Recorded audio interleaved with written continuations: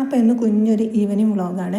വൈകുന്നേരത്തെ കാപ്പിയുടെ പരിപാടിയാണ് കേട്ടോ ചെയ്യാൻ പോകുന്നത്. അപ്പം അതിന് വേണ്ടിയിട്ട് ഇടിയപ്പവും മുട്ടക്കറിയും വെക്കുകയാണ്. മുട്ടക്കറിക്ക് വേണ്ടിയിട്ടുള്ള ഉള്ളിയും ഇഞ്ചിയും തക്കാളിയും ഇതെല്ലാം എടുത്ത് വെച്ചിട്ടുണ്ട്. നമുക്കിതെല്ലാം ഇനി കട്ട് ചെയ്ത് ക്ലിയർ ആക്കി എടുക്കാം.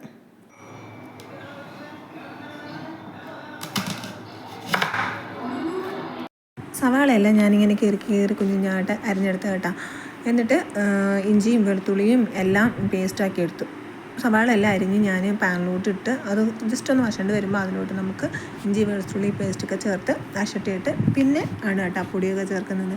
എപ്പം ഞാൻ ഇടിയപ്പോൾ ചപ്പാത്തിയോ പൂരിയോ ഒക്കെ ഉണ്ടാക്കുന്ന അപ്പോഴെല്ലാം വാവച്ച് വരും കേട്ടോ ഹെൽപ്പ് ചെയ്യാനെന്ന് പറഞ്ഞുകൊണ്ട്. അവൾക്ക് ഇതൊക്കെ ചെയ്യാൻ ഭയങ്കര ഇഷ്ടമാണ് കേട്ടോ. പിന്നെ ഞാൻ പിണങ്ങും, അതുകൊണ്ട് ഞാൻ പിന്നെ വേണ്ടെന്ന് പറയില്ല, കുറച്ച് കൊടുക്കും കേട്ടോ ചെയ്യാൻ വേണ്ടിയിട്ട്. പക്ഷേ ഇന്നത്തെ മാവ് ഭയങ്കര ഹാർഡായിരുന്നു കേട്ടോ. ഇടിയപ്പോൾ നോക്കുകയാണെങ്കിൽ മൽപ്പിടുത്തമായിരുന്നു. വാവച്ചിയാണെങ്കിൽ കിടന്നു നിന്നൊക്കെയാണ് കേട്ടോ പിഴിഞ്ഞത്. ഭയങ്കര പാടായിരുന്നു. അതെന്താണെന്നറിയോ, ഞാൻ മാവ് വരെ വെച്ചിട്ട് കുറച്ച് സമയമായി. അപ്പോൾ നല്ലോണം തണുത്ത് പോയി കേട്ടോ.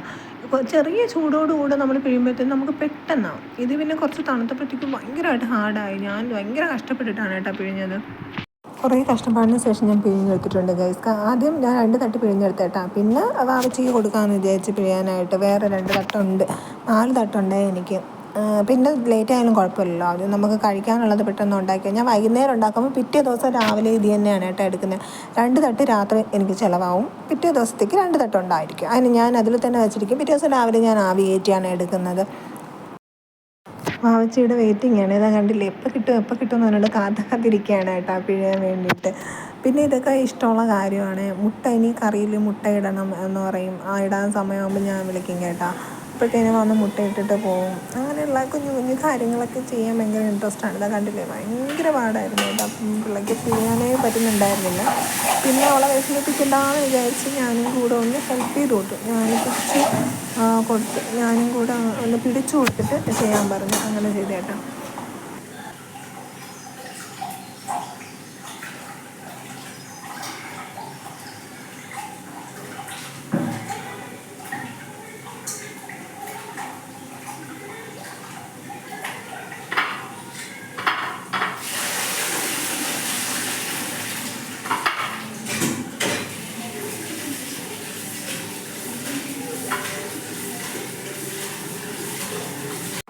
ഇതും കണ്ടിട്ട് കുഞ്ഞിനെ കൊണ്ട് ബാലവേല ചെയ്യിപ്പിക്കണമെന്ന് ആരും കരുതരുത് കേട്ടല്ലോ. ഇഷ്ടമായതുകൊണ്ടാണ് കേട്ടോ ചെയ്യിപ്പിക്കുന്നത്. ഇഷ്ടമാണ്. ഞാനിങ്ങനെ ഇതിൻ്റെ ഇടയിലിട്ട് ചെയ്യാൻ സമ്മതിക്കില്ല, കാരണം എനിക്ക് ഡിസ്റ്റർബൻസാണ് കേട്ടോ. അതുകൊണ്ട് ഞാൻ ചെയ്യാൻ സമ്മതിക്കില്ല. ഞാൻ കണ്ടില്ലേ, നിന്നും കിടന്നൊക്കെയാണ് കേട്ടോ പാവം പിഴയണത്. എനിക്ക് ഭയങ്കര ഇഷ്ടമാണ് കേട്ടോ ചെയ്ത് തരാൻ വേണ്ടിയിട്ട്. അതുകൊണ്ടാണ്.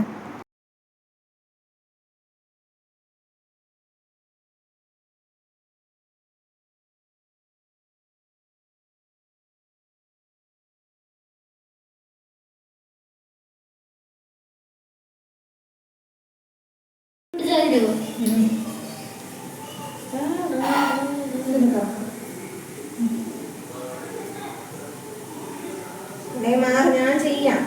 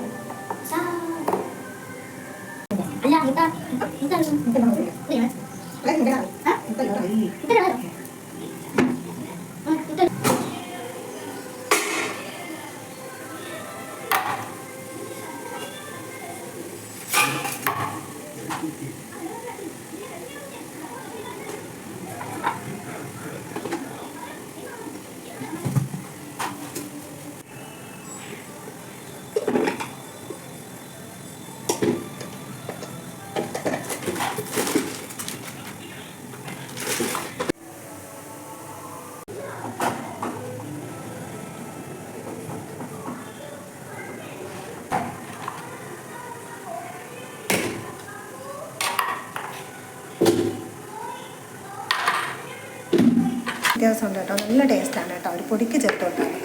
എന്നിട്ട് ഇതാ കുറച്ച് വെള്ളം ചേർത്തു. ഇനി നന്നായിട്ട് ഇനി മിക്സ് ചെയ്ത് കൊടുക്കും. ഇനി കുറച്ച് വെള്ളം ഒഴിച്ചു, നന്നായിട്ട് കാക്കി വെച്ചു.